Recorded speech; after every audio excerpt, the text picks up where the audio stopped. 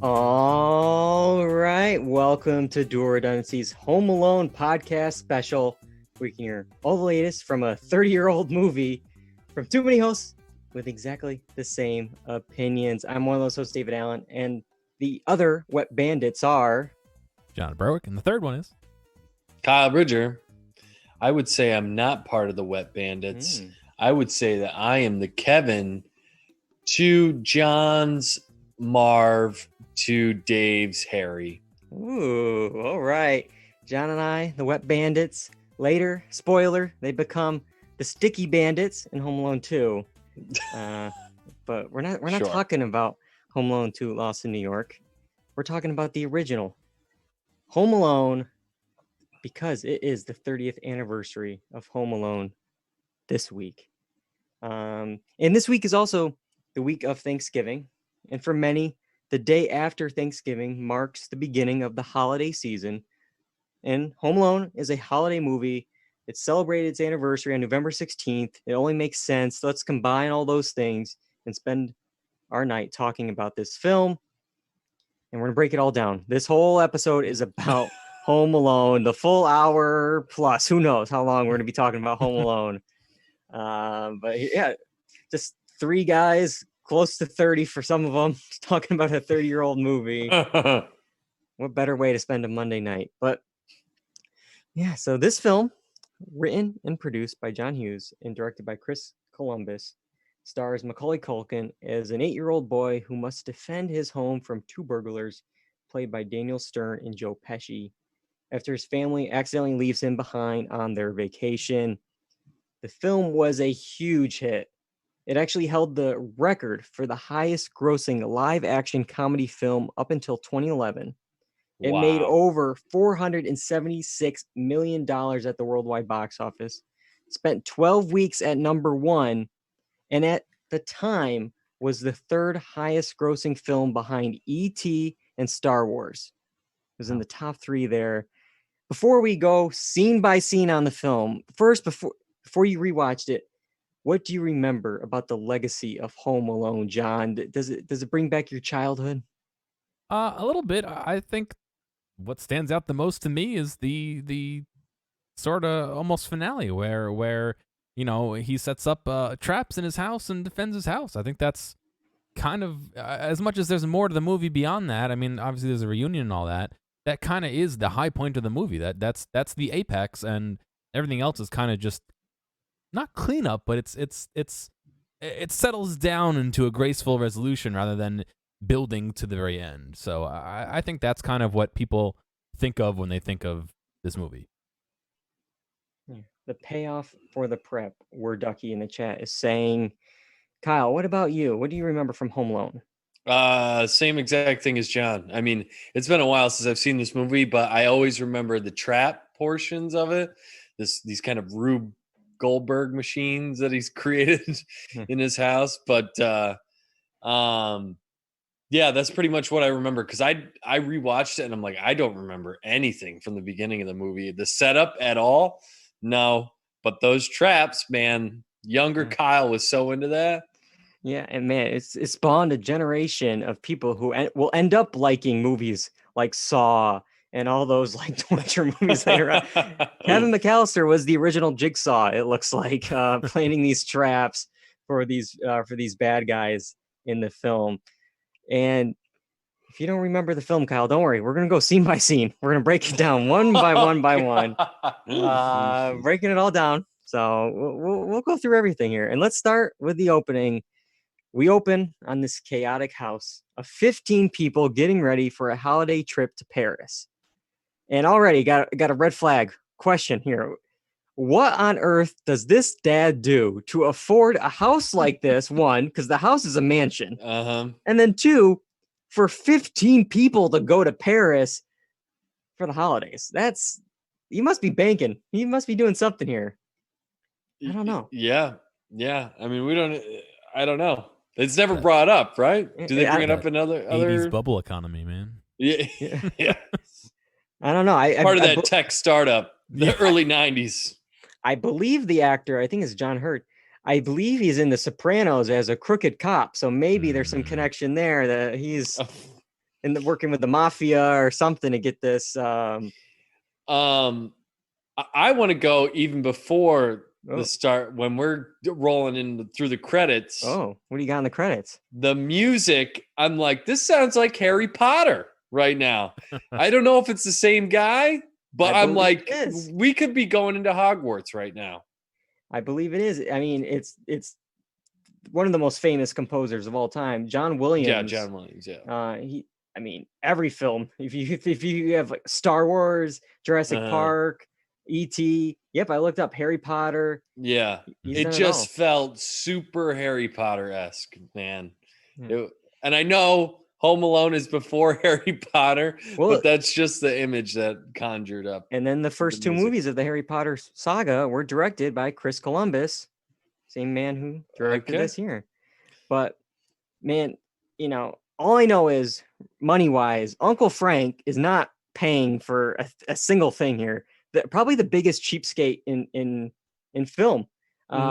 He's not paying for the pizza. That's for sure. Yeah, he's not paying for this trip, even though I sat there, I paused the screen, I counted the people, and I looked at the family photos. Kevin's family is 7 people, 5 kids, 2 adults. The other 8 of the 15 must be from Frank's side of the family. God. More people are going there. No, he doesn't have time for it. And all I have to say is wrap it up, buddy. Wrap it. No, I'm saying I'm just getting started. No, I'm saying the fathers need to know how to use birth control. Okay, I see what you're saying here. Yes, because it can get expensive feeding a family like this. They get their pizzas here, 10 pizzas, 10 pizzas, $122.50 for those 10 pizzas. And for 15 people, that's 80 slices of pizza. That's like over insane. 5 slices each. And most of those people are children. I don't think they're eating that much pizza. You never know, dude. I could eat a whole pizza by myself. Yeah, I guess. But this is where it gets confusing because Kevin immediately goes to the pizza. Within 10 seconds, all the cheese pizza's gone. Yeah. Who placed this order? You have like 10 children in this house. You have 10 pizzas. You can't get at least 2 of them being cheese? No, it's 8. 8 of them are anchovies. Yeah. 1 is pineapple. Yeah. And 1 is cheese. Yeah. It wasn't managed well here. But they do have Pepsi. They do have their Pepsi, though. And the guy guzzling it down. Do you recognize the bedwetting cousin there, Kyle? The bedwetting cousin. Yeah, the person that Kevin did not want to spend the night with because he was drinking that soda and he was going to wet the bed. No. Oh, it was his brother. Yeah, Kieran Culkin or Roman Roy of Succession. Yeah. There he is there. Yeah. A little cameo. One of the first films for Kieran Culkin. But anyways, gets in a little fight here with Buzz and milk is spilled, passports get wet, and I got to admit, I'm on Kevin's side on this. I mean, sure, nobody else sees Buzz egging Kevin on. But man, the parents, they still see every single person in the room, kid and adult, insulting Kevin to his face. Yeah. They're calling him a jerk, such a disease, the l'incompetence, all that stuff there. Mm-hmm. And none of the parents are like, you know what? Enough. Uncle Frank, knock it off. It's our kid here. Don't call him a little jerk. Yeah. They all were like, you know what, Kevin? Yeah, you suck. It's like, what? I would say even then, I mean, I don't know. It kind of turned with our generation, I feel like. But like 60s, 70s parents, I mean, you could literally go up to somebody else's kid and just be like, you're being an idiot, and just smack them. And the other parents would be like, you're right about that. And now you can't do that anymore. No. So they even did a slow motion pan on all the people looking at Kevin angrily. Yeah. Yeah, you got cheapskate Uncle Frank. Oh, you that pizza I didn't pay for on this free trip I'm not going on. You really ruined it, Kevin. But I don't know. He wishes they all disappeared. And we all go to sleep. It was all quiet. The power goes out. and they all end up sleeping in. And we get this race to the airport. Of course, you hear that music, and it's classic there. They have 45 minutes to catch the plane. The actual house, I looked up where it is. The location is Chicago O'Hare Airport, about 30 minutes from the airport, so it's doable. And I mean, I was thinking about that in 1990. Yeah, maybe with the security, maybe they get through. Yeah, but not now. No way, it's happening today. Because that's the unbelievable part is they get to first of all, they can get to the door pretty much for the plane, because back then you could just go up to the gate without a ticket. You could just go in, because you need a ticket to just get through security. But no, they ran to the gate, and then they just throw the tickets at the gate person. The gate person doesn't count them at all and just says, yeah, go in, take whatever's free. That's not how the plane works. Yeah. Oh, yeah, if you see an empty seat, just take it. Whatever. Who cares? I know. Anyone could have just rushed on a flight to Paris. It was no big deal. And the parents are flying first class. Yeah. And cheapskate Uncle Frank. He's there too. They left the kids in the rear. They have to deal with them. I know. Yeah. What a ballsy move, man. But yeah, I mean, hey, if the dad can afford it, you might as well. I mean, got to treat yourself once in a while. But we go back to the home, and Kevin realizes he is home alone. And let's see some of the first things he does here. He jumps on the bed with popcorn. He's running around the house screaming. He's shooting a BB gun. He and this one's a little weird. He enjoys an ice cream sundae watching an old film noir movie. And I know they mentioned the night before, there's this movie, they're not letting me watch it. It's not even rated R. So I guess I get to assume it's this movie, because I don't know why else he would want to watch this movie, but why does an 8-year-old want to watch a film noir black and white film? Have you never wanted to watch a movie because it was forbidden to watch it? If you're a little kid and you're told, don't watch this, now we know what kind of child Dave was. Don't watch that. Dave's like, okay, I'm not going to. Even I mentioned it on the TV draft. My parents didn't watch me watching South Park. Still don't watch South Park. I follow the rules. 30 years old. Not watching South Park. But I just am, if I put in that tape, it's a black and white film. After 5-10 minutes, I'm like, no, this is boring. Where's the cartoons? Where's Star Wars? Where's whatever? Sure. I don't know. It's 9 a.m. and you're watching, I don't know, a black and white gangster film. I don't see it, but he has a more refined palate than you do, Dave. His taste is just better. That ice cream sundae really sells it. Ice cream sundae. And the other thing, very refined palate. He's a advanced kid here. He sees a Playboy magazine with the cover "Broadcast Nudes." Broadcast nudes. Nope, disgusting. They're not wearing clothes. It's disgusting. Throws that filth out of here. I think it's the weirdest cover story. Broadcast news. Broadcaster bears all. Oh man, gotta see this. What? That's a weird one. I don't know. I want to talk about how, because this is a kid's movie. Yeah, I mean it is. So I love how everything is just spelled out with Macaulay Culkin. He is a crazed little boy alone. Yeah. He's talking to himself constantly.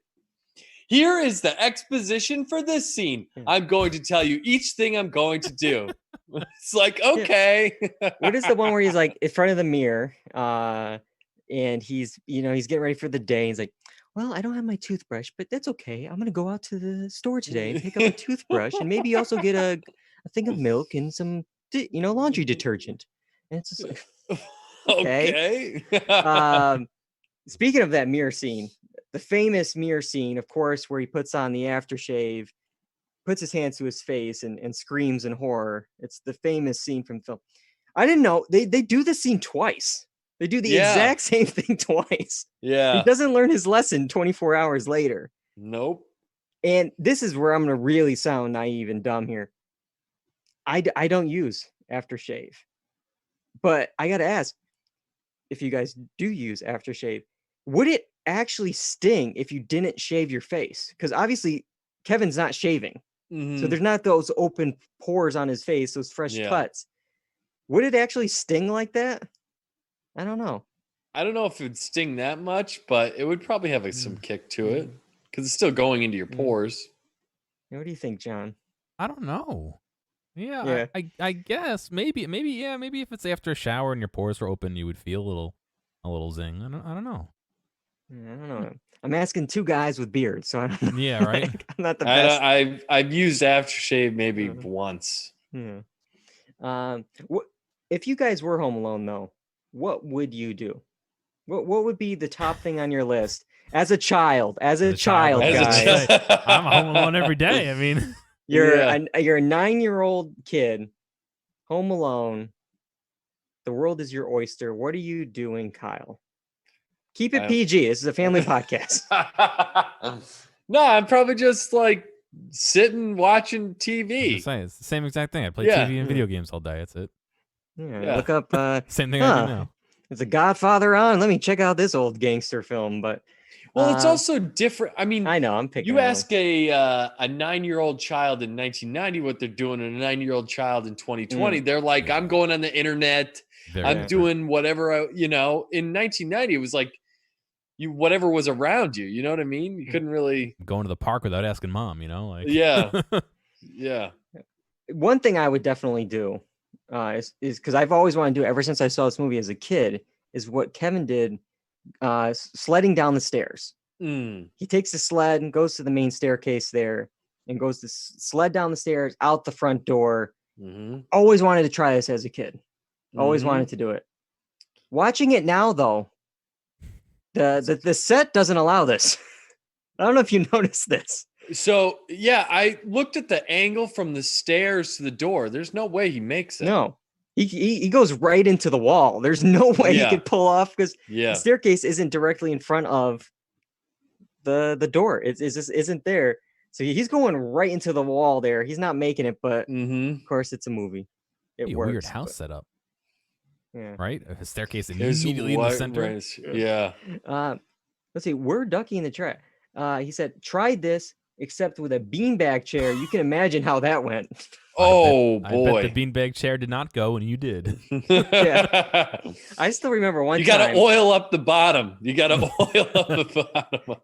This is how dumb I was. I don't know if it was in the movie Brink or what it was, but I had a skateboard, and there was a hill at my grandparents' house, and I wanted to try, instead of riding the skateboard, I want to try like a street lunge, a street luge kind of thing. So I would either lay on the skateboard or even like face first on my belly on the skateboard. God. Well, as I did that, there was a pothole in the hill, so the skateboard stopped. I did not. So how's your chin? Yeah, chin, kneecaps. It was a bloody day, but not trying that again. Man. I wasn't like Kevin and like, okay, well, that didn't work today. Let me try it the next day with the aftershave here. Oh, yeah. But I learned my lesson. Going back to the sled though, that would hurt so bad. Yeah. Like even just a clean run, you're taking shots off the stairs. Oh my God. And I'm calling BS not on that he makes it down the stairs, but that he has the wherewithal to lift up on the front of the sled. It's like there's no way you hit the bottom of that thing and it's like impact. Yeah, yeah, and each one of those stairs, I feel like it's yeah. It's like it's not working. But all right, here. Well, it's time. Finally, time we meet the other stars of the movie. We meet Marv and Harry, played by Daniel Stern and Joe Pesci, respectively. Originally, though, it was not them. Here's some interesting casting for you. We'll see if it was better or not. Some of the original choices for Joe Pesci's part: Robert De Niro, John Lovitz. Okay, interesting little mix. I don't know how those two are in the same league. No offense. No offense, but one is a dramatic Oscar award-winning actor, and then the other one, I don't know, is John Lovitz. Is on SNL. He's a comedic actor, so I don't know Yeah. how they thought it was like the same thing. And then to top matters off, both of them rejected it. They said no. Both of them said no. I could see De Niro saying no. Mhm. Lovitz also said no. And then they go to Joe Pesci, who again is like Robert De Niro's co-star. He's in Goodfellas, or maybe not in 1990 because it comes out in 1990, but in Raging Bull and the other Mhm. films. So it's like, it's just weird to, I don't know, Robert De Niro, Joe Pesci, that makes sense. Lovitz, Pesci, I don't know if that makes sense, if you catch what I'm saying. But what Yeah. do you think? Either of those guys in this role instead of Pesci, does it work? I could see it, but I don't know if it's the same tone. You know what I mean? Yeah. Yeah. Yeah. I don't. There's a comedic element, even though they're being bad. There's a comedic element which I don't know if it would have really came over quite the same with De Niro. You know? Yeah, De Niro could have been too serious. Lovitz, I think, would have been too comedic. Yeah. So I think Pesci maybe got like the Goldilocks, best of the best, of each thing here. Yeah. Yeah. As for Daniel Stern, originally he had the part, but then they figured out the filming time and it was going to be extended. And he's like, well, do I get more money because extra weeks of work now? Yeah. They said no, so he dropped out. And then for a brief time, they actually hired Daniel Roebuck. He's an actor. You might know him from The Fugitive, Matlock, or probably most, recently Lost. He had a couple episodes of Lost there. Okay. But he was there with Joe Pesci, and it just, chemistry wasn't working. It just wasn't working. So then they went that's back why to they Daniel do. Stern. That is why they do. Chemistry tests, or they're supposed to. Yeah. So Sometimes the chemistry test is costing them money with the Eric Stoltz Back to the Future right there, John. Oh yeah. Yeah. So hopefully it didn't cost too much for them, but we finally get Pesci and Stern, and they're out to steal some high-end goods like stereos and VCRs. That's what they're looking for in the town. Mm-hmm. And they somehow have mapped out on the street, all the motion sensors timed to the second. I don't know how each house, they just didn't all put them on at 6 o'clock or something, but it's like this one here, this one there, this one here. It's like 3, 2, 1, not even looking at a watch. Pesci has it down. Then it gets confusing because they go to the McAllister house and they go to the back door and they see a light turn on because Kevin's inside. But it doesn't even occur to them at all that one, this could be a motion activated light, or two, another sensor on another timer. But they see that light and they book it out of there. They're like, nope, we can't do it. We can't rob this house in broad daylight like they do all the other houses for some reason on this street. But I don't know. They are the Wet Bandits, and that is their calling card. Later comes back to bite them. Because they know every house that's flooded, they know, oh, that was the house you tried robbing. Yep.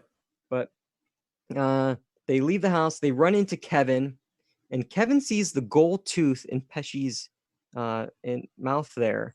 And he recognizes him as the cop from earlier in the film at the party. But I don't know if you guys noticed this, because I was looking for it this time. Kevin doesn't actually see the shine of the gold tooth from Pesci when he's at the party. He's already up the stairs. He's facing the other way. The audience sees it, but I don't know, he doesn't. So I just thought that was an interesting little movie mistake. Little tidbit. Well, maybe, I mean, is it just the shine of the thing that makes him realize it's Joe Pesci? It could be his.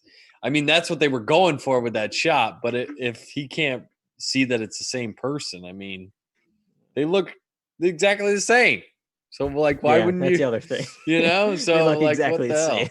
There was no fake mustache on Joe Pesci there. Yeah. But let's go over to Paris. Let's check in what's going on there.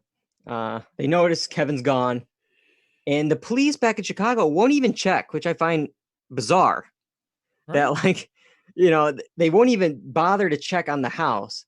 And when they finally go to the house, oh, it's empty. And they just leave. It's like, well, Mhm. the parents just said a kid is in there. What if the kid's gone or murdered or something? Like, go in and just, oh, no answer. All right, see ya. Bye. Because I mean, technically, it would be like breaking and entering, right? It'd be don't entering know, a with house the- without a warrant. With Yeah, the if the permission. parents gave him okay, I don't know, over the phone, I don't know. I don't know, man. I don't know what the rule of law is. Yeah. Then again, maybe I just realized this live here. This is after Kevin sees one crooked cop, the gold tooth Joe Pesci in the van. Maybe he thinks this cop is also someone in disguise. Maybe that's Maybe. what. Yeah, that's a good thought. You saved it for John Hughes. Yeah, there you go, John. You rest in peace. You don't have to worry about this one. But man, all the kids now, all the children that was calling him a disease and a jerk and all this other stuff, they seem so worried for Kevin. But for Mhm. me, I would hate Kevin even more if I was them. Ruining He vacation. ruined the entire trip, the He vacation. actually ruined it this time instead Yeah. instead of fake ruining it. They're stuck in the hotel room. They can't do anything, and now they're gonna have to go back early. They don't get their entire week. You know, Uncle Frank must be pissed. Like, Yeah. but man, Yeah. But I mean, some of it's the one older child's fault there because she Yeah. counted wrong, yeah. right? And she doesn't get So- blamed for it. She's not getting the go upstairs to your room treatment from Catherine O'Hara. Still, we got to, I mean, at some point we got to talk about this. I mean, you have two parents running around. I don't care how crazy you are. You don't go, wait, you know, the count seems off, or I don't see one of our kids. Yeah. You know? Yeah, I mean, I guess it's tough because, like, obviously they're rushing the airport, and if it was like one van, it's like, oh wait, this doesn't add up. But like each one of them could be like, oh well, yeah, Kevin's in that van. Oh, Kevin's You in that had van. Or you had that neighbor kid too that Yeah. threw off the count, so they did actually end up counting correct. But Yeah, they one of the counted kids is Kevin. not their Still, kids. if you're going through the airport, Sure, like, that's when I they don't should know have said, how- "Oh yeah." yeah. I don't know how Yeah. you don't recognize it at some point. and it goes back to the attendant who took all the tickets and didn't count them, because also I've noticed on this rewatch that when the milk is spilled in the beginning, one of the tickets actually gets thrown out. Mhm. So the count, I guess it would have mattered. They've been, oh, it's been perfect count. There's 14 tickets used, 14 people walk through the door. I guess it's fine. But yeah, Mhm. they went through. But yeah, that's another reason. Assigned seats. You can't just take any seat you want. It'd be like, wait a minute, Kevin was my moving buddy here. Where's he? Yeah. But Yeah. um, There's 2 points that I have written down that I think we've already passed, because we mentioned that yes. Kevin realized that Yes. Joe Pesci was who he was, right? So, there's one part where he goes across the lake, right? He goes to the store, Yeah, then he get comes the back. toothbrush. Yeah, and he comes and he's like running from somebody or something, and he goes across the frozen lake. Well, because he's a shoplifter for stealing the toothbrush. Right. Oh yeah. So he's running away, and he barely slides, right? In this motion, he barely slides, and next thing you know, he's like, oh, the entire way. I mean, he barely slid onto this thing. Next thing you know, He's going across through the lake. legs. He's going everywhere, up and Yeah, down, all and over. he's just making the most ridiculous sound. Oh my god, it had me dying, because it's like he did not gather enough speed for that. Yeah. So I was dying at that. Then also there's a line, right? So Pesci and his buddy are stalking this little kid. Like, oh, we gotta see. It's such like a kid movie, because it's like you gotta know that they're right behind the kid, and Pesci says something like, "Why would he run? Why would he run? That means he's obviously hiding something." And it's like, you're stalking him. You're like 2 Chasing him. feet away from him. Two strangers. would he stranger run? danger. Why would he run? You're right behind him, man. Yeah, there's some choices that Kevin makes. It's interesting, and I know it's the joke of the movie. I know he's supposed to be like this like mini adult. He's learning how to be independent and stuff like that. But yeah, he's going out to get a new toothbrush, and he's getting groceries, including laundry detergent. And I have to, like, why? Like, You've been alone for 2 days tops. I know. You ran out of clothes. You have 4 other brothers. Just grab some of their clothes. I'm guessing he probably doesn't know what to get, and he's thinking, "Oh, an adult laundry. Let me get a laundry." You know what I mean? Like, he doesn't need the laundry detergent. It's just in his mind that's like, "Oh, that's what adults do. They get laundry detergent when they go to the store and milk." You know, like I feel like that's more in play than him being like, "Oh no, I'm out of laundry detergent. I need to do laundry." Yeah, it's just like, "Oh yeah, I gotta do laundry detergent today. I've used 1 pair of socks and a t-shirt. I gotta like." Or maybe all his clean clothes are in Paris. Yeah, he only has a week's worth of clothes. Maybe that's how the dad survives. He just says all the kids are used hand-me-downs, and it's like the same 7 pairs of clothes or something. I don't know. Yeah. But there's just one other note I want to say about the stalking thing. So they stalk this kid. They realize where he's going. I can't remember what exactly happens, right? But they're driving a particular van, right? Yeah. They've been there, what they said was a week in this particular van, okay? After this whole thing with Kevin happens, where they stalk him, Pesci says, "We got to get out of here before someone sees us." Yeah. You've been driving around the neighborhood in the most conspicuous van in history. Yep. And now you got to get out of here? Yeah. You got to be joking me. We've been timing it, going in and out of these places, houses, broad daylight all the time. They're not the smartest robbers here. And they get fooled pretty easily by this house party that Kevin ends up holding. Man, this place is jumping. This place is going nuts. He has the Michael Jordan cutout on the train. Yeah. He's pulling mannequins on these like ropes. He's dancing. He's having a good time. I gotta ask, why does his family have like 4 mannequins? Like, this is creepy. They just have an endless supply of these fake mannequins roaming in the house that they can make this fake party for. I don't get it. I don't know what they're doing. Dad's in the mannequin business. That's how he I makes know. all Is his that what dollars. it is? Yeah, dude. Is that what it is? They don't ever say what the dad does. Yeah. Maybe that's why Kevin wanted to do the laundry. He needed clothes for all these mannequins for this house party. They all got to be dressed to impress. Michael Jordan's coming. We got to do it. But one of his other tricks Kevin uses is the movie, we mentioned it earlier, Angels with Filthy Souls. He uses it twice to scare people. First, he uses it on the pizza delivery boy. And I think it works. If you actually like listen to the dialogue and the way he's pausing and playing, it takes a lot of skill with the VCR pause and play, stuff like that. But it works in that scene. The one I don't think works is when he tries it on Marv. Yeah. Because the dialogue is clearly this old-fashioned 1930s like gangster dialogue that anyone in 1990s like, what? Like, why are they talking like that? Like, it just doesn't work. But it fools Marv, that's for sure. And well, because he's a buffoon, right? That's what they're going for. That's the truth. But let's see here. So the mom, Catherine O'Hare, is doing everything she can to get back to Kevin. She's selling her ring, watch, pocket translator, her earrings, the $500 extra to just get a ticket home for Kevin. And she finally makes it to Scranton. And we get to the desk here. Everything's sold out at the airline. And she's like, well, any other flights, any other airline? The guy presses like 3 buttons. Nope. No flights from any airline ever. They're all canceled. It's like, okay. And she says she's ready to, quote, sell her soul to the devil himself.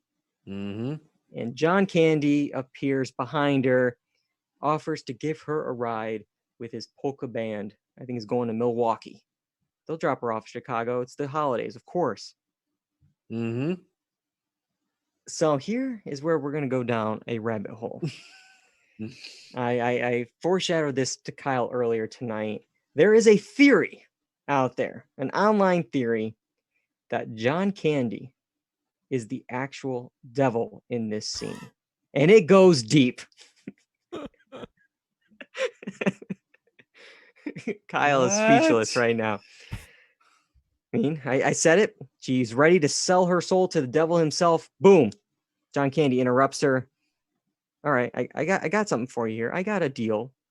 And this theory points out that crossroad demons, they make deals with humans to secure their souls. And we're at the crossroads of an airport. It's where everything's coming in and out, crossroads here. And in the Bible, the devil has a fondness, supposedly, I never heard of this before, but they have a fondness for woodwind instruments. Okay. I always thought the devil went down to Georgia and had like the whatever, the violin or whatever, the fiddle. Yeah, the fiddle. But I guess woodwind instruments is the devil's favorite. And we see later on John Candy in the back of the truck there. He's playing a woodwind instrument. He's celebrating that he just got a new soul on his docket. And there's one more thing I'll point out from this article. You can read the whole article, but one of his first lines that John Candy says is from the Rolling Stones' Sympathy for a Devil song. That song starts off and says, "Please allow me to introduce myself." One of the first things John Candy says is, "Allow me to introduce myself," after she just called him the devil. So there's the theory. It's all out there. Put your tinfoil hats on. John, are you buying this theory? No, I don't know. Maybe it's some like advanced screenwriting technique that's going over my head, but I think it just seems like it's a coincidence that is somebody's prescribing too much into it, and oh, well, this sort of fits our theory, or put that in there. This kind of fits too, like, and just building the big, red lines on the wall kind of deal, connecting all these things that kind of don't really have any business being connected, but who knows? How high do people have to be watching these movies to come up with something like this, Kyle? I do not know. That's the wildest thing I've ever heard. I mean, you would assume if she's having her soul sucked, something bad would happen to her. But spoiler for Home Alone 2, she loses Kevin again. Oh my God. It doesn't end well there. She has to find Kevin again, but cancel another trip. But yeah, I don't know. Yeah, I don't obviously buy into this at all. But this cameo though was actually a favor for John Hughes. Obviously Hughes and John Candy had a working relationship for many years, and there was a lot of improv here from John Candy. Most of his dialogue was just improv. They did this over 23 hours because he only had one day available for him. So they did about pretty much a full day of shooting. And because it was a favor, he was paid just $414. He did it for the SAG minimum there, whatever the day rate was, which actually means, because the pizza boy who was in multiple scenes was paid more than John Candy was for Home Alone. That's insane. That's insane. Especially when you think about how much this movie grossed. Yeah. So it's like the producers are making money hand over fist. And I kept thinking about that. I'm like, I wonder how much this money actually went to Macaulay Culkin. Yeah. I'm sure the second one he did well. Well, did he? Well, I'm saying, did he or did his parents? Oh, well, yeah, that's a whole other story. Yeah. So who's making the money here? This kid's like flaunting about on camera for his parents to just abuse that situation. It's just ridiculous. Yeah. And it's crazy. I watched this like documentary after. It's on Netflix. It's like The Movies That Made Us. And it's like a 40-minute episode about different films. They did Ghostbusters, and they did one for Home Alone. And in this one, they were just saying how it was, I believe it was a Warner Brothers picture. And they were going back and forth on the budget. And they're like, we can make this for 14.7. They're like, well, it has to be 13.1. It has to be. It's like, well, it's 14.7. We can't, it's 13.1 or we're not doing it. And there was this back and forth, and they weren't budging. And then one of the producers was talking to somebody at 20th Century Fox. I'm like, that's a great idea. What's wrong with it? And they're like, nothing. They just won't give us the budget. And they're like, okay, well, how much you want to do it for? 14. Oh, we'll do it for that price. And what happened was the original studio canceled on them. They're like, oh, if you don't want to do it, we're pulling the plug. And immediately they call them up. It's like, okay, they canceled. And then Fox is like, okay, we're on. Let's do it. Because you're not supposed to be able to put the script in another studio until it's done. So immediately there's like a whole scene where like one of the producers was following the one executive that kept going into all the departments saying, hey guys, we're closed. I'm sorry, this is it. The movie's over. And the other producer would come in and be like, don't touch anything. We're a Fox picture now. They just kept going. They didn't miss a day of work. But, wow, that's wild. Yeah. So one last conspiracy theory from this scene. The scene has two. The other one in this is people online think the man behind Catherine O'Hare in line, the bearded man, is a famous celebrity. And this famous celebrity, it would be a crazy cameo because this person died in 1977. And that is Elvis Presley. You gotta get out of here. That's exactly what Elvis is doing. He died and then he waited 13 years and is doing stand-in and cameo work on films without any recognition. That's what he wanted to do. He wanted to get out of the fame of music and just do bit parts in indie films. Sure, for sure. Yeah, that sounds so exciting and not at all torturous. No. All right. Well, it's the night of, and Kevin is meeting up with Santa, asking for his family back. But he visits a church where he runs into Marley, his elderly neighbor. And we get this heartfelt scene about the fight between Marley and his son. What do you think about this character? Because I remember as a kid, I was like Kevin. I was terrified of this character. He was the scary guy next door with the shovel that supposedly murdered his entire family that, Buzz told him. John, were you scared of Marley? I mean, a little bit, but it just seems weird now that you don't know your neighbor. Like, thinking at it from an adult perspective, like, I mean, I feel like I knew most of the people on my block when I was growing up, and in fact, there was an old guy who lived down the road who used to give us candy. Like, it was just like I don't know how he didn't know the people. It seems weird now looking back.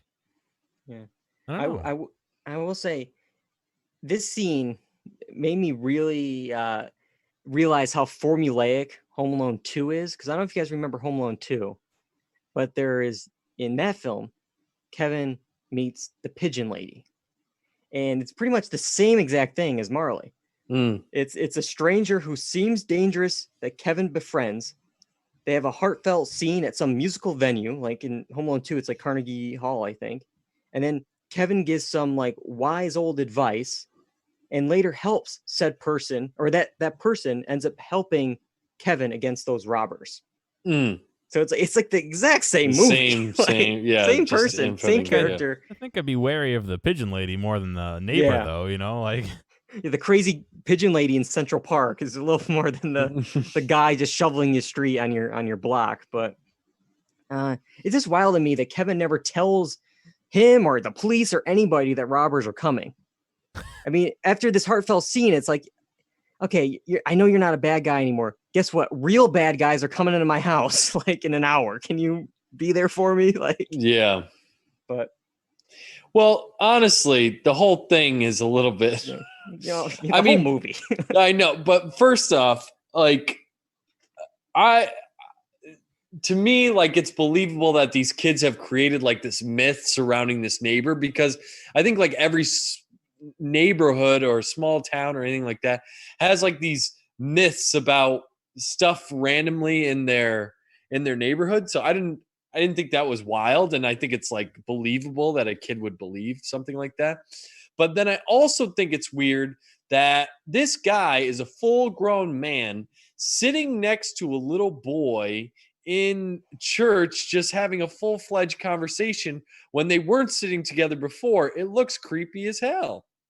Yeah, but we could just say, oh, it's a PG movie, and yeah, it's like any other movie though. It might be a Stranger Danger kind of moment here.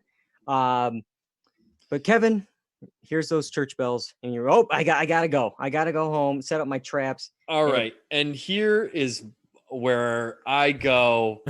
This is total. This doesn't work. Is it the mac and cheese thing? Doesn't work. Is it the mac and cheese thing? Because that always bugged me as a kid. He sits down to eat. He finally sets his traps, and he goes for that mac and cheese. And man, does that mac and cheese look good? Yeah. And then it's like, ding! It's 9:00, and he's like, "Oh, I guess I can't eat. It's time for the big event." It's like, I mean, he's a kid. It's horrible time management, but you can't just take one bite. You can't just shovel it down. It takes 4 minutes to eat. Come on. Well, no, I wasn't going there. Yeah, I was saying I know you weren't. this guy or this kid has created elaborate traps that would take at least a day's worth for a grown adult. And he has done it in like 30 minutes, which is very time sensitive of him. And the thing with the traps is he really planned it out well, that everything was like perfectly aligned. Sequenced, yes. Because if not, like the stuff with, for instance, like Marv coming in through the window, stepping on the ornaments, well, that doesn't work if he doesn't have his shoes off, but he has to get his shoes off earlier with the tar. It's like the things have to be perfectly in sync here. And yeah, somehow this family, we talk about the mannequins, I love it. They just have blow torches and cans of tar laying around their house, ready for the kid to use. And we'll go through some of these traps here. And his dad's in construction, you know. Oh, is that what it is? Is that what it is? All the time. It keeps switching. This guy has 40 jobs. But I will say, this might be a hot take. I don't feel like these traps were as bad as I remember it being. They're still pretty bad. I mean, especially for two men in their late 40s. It's not good. Yeah. But I feel like maybe I'm just remembering this stuff from Home Alone 2, which we'll talk a little bit about. They don't feel as bad. There was just mostly just like slips and like hits to the head. Uh-huh. And that's dangerous. But like, I don't know. We'll figure out maybe which one had it worse between the two. But both of them, both Marv and Harry, were shot with BB guns at close range. Uh-huh. They slip on icy steps to land on their backs, and they get paint cans straight to the head. Yep.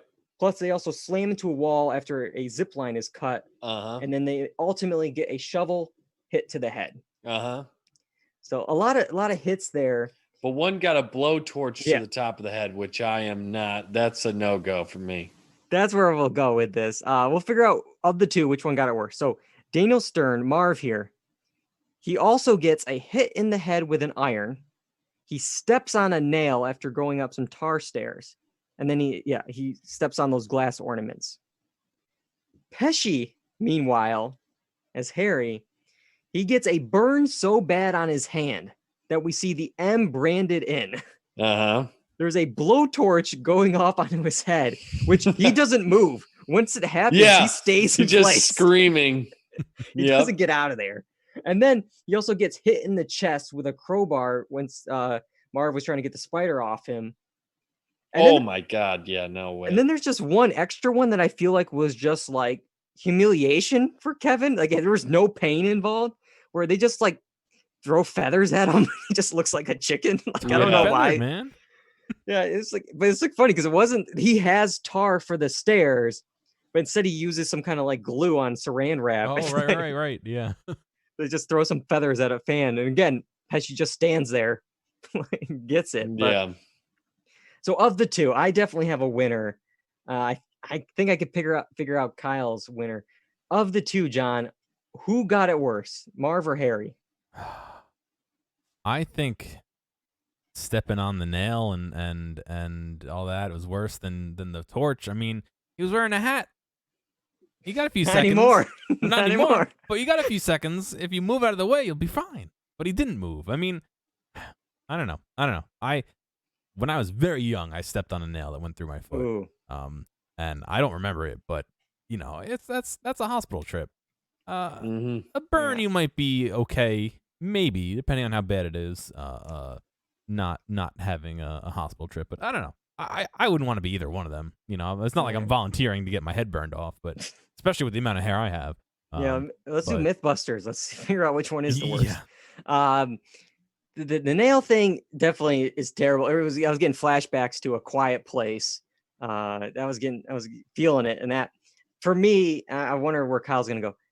It's Pesci, because I think sure both of them are getting concussions. Both of them have that. But man, burns I feel like are rough, and that's long term.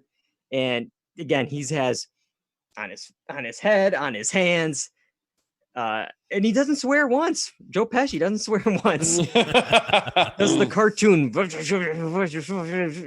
he doesn't swear. What about you, Kyle? Yeah, for sure, it's Pesci. I mean, he not only burns, but he gets all the other stuff and a crowbar to the chest. No way. No Yeah. I'd way. rather have a big welt and bruise on my chest than a nail in my foot, though. Oh, I've gotten angry at my brother and kicked a piece of wood that had a nail in it once Oh. before. Yeah, Oh, and it man. went right through the top of my A little toe. Kevin McAllister. All right. Yep. Jeez.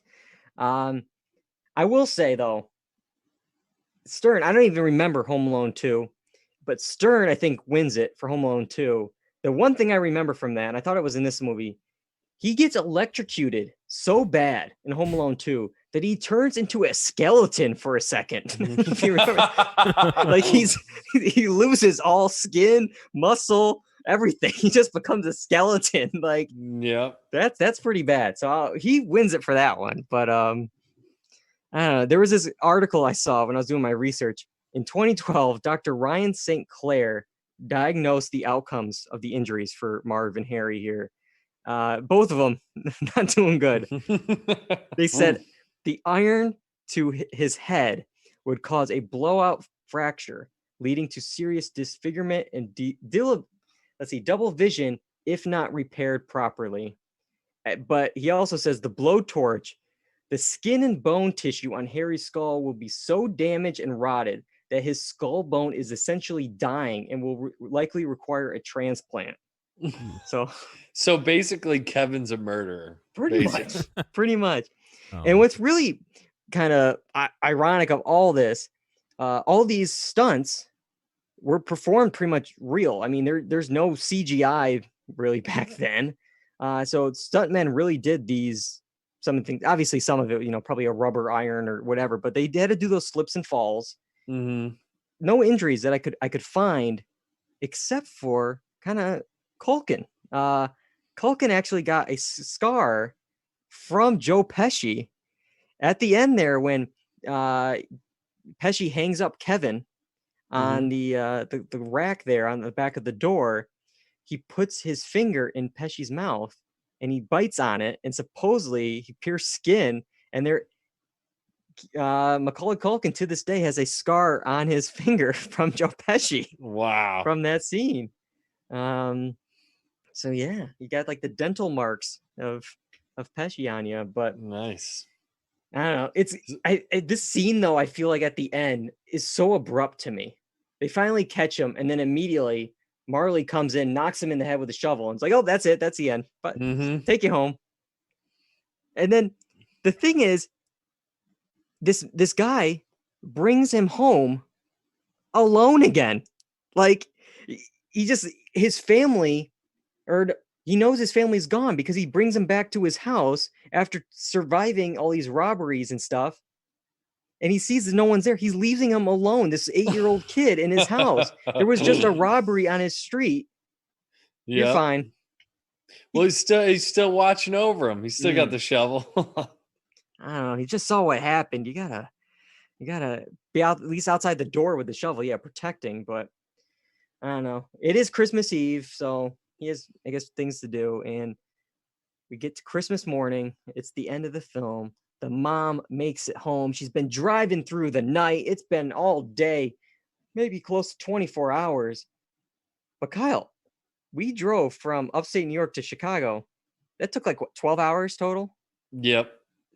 I looked it up. From Scranton to Chicago, 10 and a half hours. So the Polka King devil here must have been taking rest stops, because it was at least over 12 hours, because it was overnight for sure. I mean, I don't know when they got into Scranton. I don't know if that was Scranton, like the morning. I think it was multiple days, wasn't it? Because the whole ticket flight back for the rest of the family shows up 5 seconds after and says, "Oh, poor planning there. We just used the tickets that we were going to use." Well, no, they reused because there was like another flight. I remember they mentioned there's not a flight until like Friday morning. So they were going to go on that flight. But the mom was trying to get there sooner. So I think it was like, I don't know. I'd say at the most it was a full day, because I think it might have been Christmas Eve. Maybe that's why the ticketing agent. Yeah, I think it was more than. I think it was multiple days, because she wanted to get back early. She didn't want to wait another day, so they end up rolling in the same time as her. She could have just waited on the same. And she was giving up all this stuff to get this earlier flight. It didn't end Yeah. up mattering. And everyone's finally together. And one of the first things from the mom is, oh, somebody needs to find a store. We don't even have milk here. Who cares? Like, it's your Yeah. biggest concern. Yeah. You just made it home. Oh, you finally got your kid back. It's like, oh, got to have the milk. Where is it? I don't know. You still got probably 50 slices of pizza left over from the the other day. I just have the note of I would be super pissed if I drove all this way listening to polka music that I did not want to have my rest of my family show up 2 seconds after I've been traveling that far. That's insane. Yeah, all the flights she had to do back and forth. I mean, that's probably what took so long, was she kept going to all these different places and go, can I get your flight? Can I get your flight? And all these connecting flights from Paris. It just took so long to get there. But I don't know. Everyone's home. Everyone's safe. And then, and we hear Buzz, Kevin, what did you do to my room? That was the other thing, because with the robberies, and they send the police to another house to catch the bad guys. So that means Kevin had to clean up everything. Yep. To make it seem like nothing happened. So he had to go through the tar on the stairs, cleaning up all the glass. The blowtorch burns on the door. There's so much he has to clean up. And but I guess he forgets about Buzz's room there. He didn't do that one. The shelves that he was climbing and broke down. But all right, that's it. That is Home Alone. We covered it. 2 of course because I wrote down notes for this thing. Yes. And I want to make sure I use them. Of course. So weird religious undertones in this movie. Not that I was not expecting that. I was like, wow, there is some weird religious undertones going on in the show. Like the devil. This movie. The other moment where he's sad that his parents are gone and he pulls a frame from behind the pillow and looked, who's hiding a frame behind the pillow? Like it's the Tooth Fairy. What? I don't know what Kevin was doing. I'm so sad. Let me reach behind this pillow. He didn't want his parents seeing him eating the ice cream, watching Angels with Filthy Souls. He wanted to hide that from his family. Oh my God. I was like, what is going on here? But this film does have quite a bit of a legacy. I mean, it actually received 2 Golden Globe nominations for musical comedy film, and then also one for Best Actor, Macaulay Culkin. 2 Academy Award nominations for score and song. And then, of course, there are 4 additional sequels, with only one, though, Lost in New York, featuring the same cast. The rest is all these directed DVD and all these other cast members. But there's actually a new film coming, a new 6th film in the franchise coming to Disney Plus. It's going to star Jojo Rabbit's Archie Yates. And he's also starring alongside, which I'm assuming is the parents. I don't know for sure here, but Rob Delaney and Ellie Kemper. Okay, interesting. And the director, Chris Columbus, has called this one, quote, a waste of time. But what do you think, Kyle? Are you I know you're a Rob Delaney fan. Are you gonna be checking out Home Alone, I don't know, 6, whatever it's gonna be called, Back to Basics or whatever? No, I don't think so. That's for the next generation. They can let me know how it is. Because Rob Delaney's also in that new Looney Tunes movie that's coming out. And I don't know if that's going to be enough to make me watch it. Okay. Well, what about this one? There's also a pop parody film coming from Ryan Reynolds called Stoned Alone. And you can probably figure out the plot from there. And Chris Columbus again has said, quote, this is an insult to the art of cinema. Okay. So. Okay, interesting. So you're going to check out Stoned Alone. I mean, it depends on what it's about. I mean, I don't know. I'm going to assume that the guy gets stoned and has to set up traps to stop a robbery. I think that's probably what happens. Okay. But I don't know. We'll have to wait and see. Maybe we'll talk about those on future podcasts. Who knows? Whenever they get done with them. But not talking Disney Plus, though, next week. Next week, though, we have two other streaming services that came out this year. One, Peacock, and that is the Saved by the Bell reboot. We're taking another thing from the 80s and 90s here, and we're going to bring it back to 2020. Saved by the Bell. And then on HBO Max, we have a show called The Flight Attendant, a new mystery show from HBO Max. But if you actually liked what we did tonight for this full hour talking about Home Alone, we've done a lot of other movie anniversaries on the podcast, just like this here, where we spend the full time talking about a classic movie. We've done Back to the Future, Ghostbusters, Ferris Bueller's Day Off, Road Trip earlier this year. We also did another Christmas movie, Die Hard. We did that one as well. So if you're looking for more holiday spirit, you can check out Die Hard, the 30th anniversary of that film as well. And those episodes, you can find them on YouTube, iTunes, Spotify, the blog, dualredundancy.com, and of course, Twitch. Tonight we did a special Monday night, but we'll be back to our Tuesday nights on Twitch, where we are live at 8 p.m. Eastern, twitch.tv/dualredundancy. You can join us then for a live show. And whenever you want to reach out to us, tell us if you liked it, you didn't like it, you want to see when we're recording again, go to Facebook, go to Twitter, and go to Instagram at Dual Redundancy, and you can find us there to find out all you need to know about the podcast. But that's it. That's all I got, guys. I really got to appreciate it.